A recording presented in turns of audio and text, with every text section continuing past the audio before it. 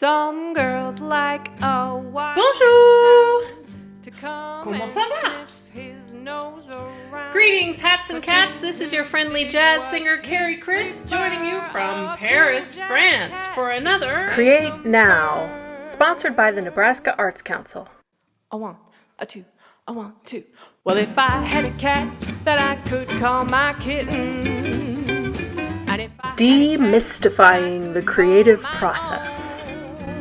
Well, if I had a cat that I could call my baby. First off, we are going to honor the urge or the desire. Sometimes we get emotional and we don't know how to process those emotions, or sometimes we just kind of feel like doing something. And it's important to listen to that message. Don't ignore it. It's sent there for a reason for you to respond to it. So let's honor the urge. Here are some examples of how I listened to the urge and responded to it. My first pandemic creative urge was the pandemic itself. I had The urge to understand better just how quickly a virus like this can spread. because it was all pretty scary and I was having a hard time wrapping my head around it. And now you take some skins.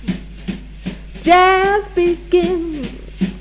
Here, the urge was just, I was dying to make music with other people. The one thing you can't do in a pandemic. The one that rocks. Take a heart.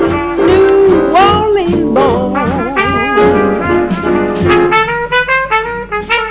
I also experienced the urge to continue to have contact with my students, of course. Also a desire to learn to make some nice, comfy, light clothes for myself.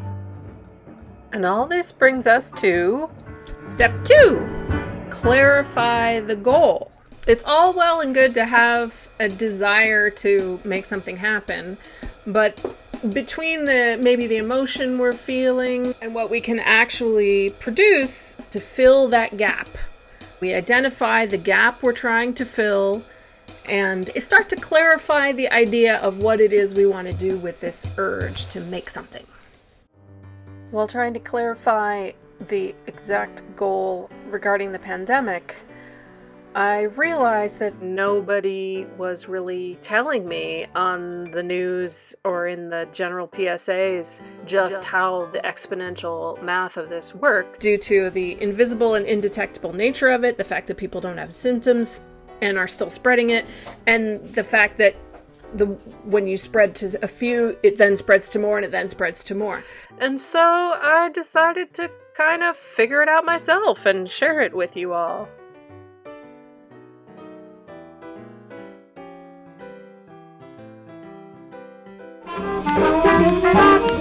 Here the goal was pretty clear, following the urge, and it was more a matter of figuring out how to make it happen, and that comes in the following steps.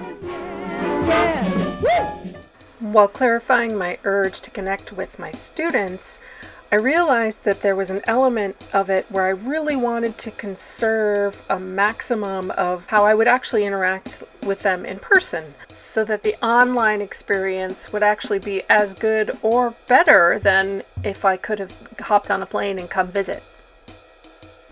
And as for sewing goals, full disclosure, the pandemic travel restrictions separated me from a lot of my summer clothes, so this was actually a case of necessity is the mother of invention. That about sums it up for steps 1 and 2. So now that we have our urge and our goals clarified, let's move on to steps 3 and 4.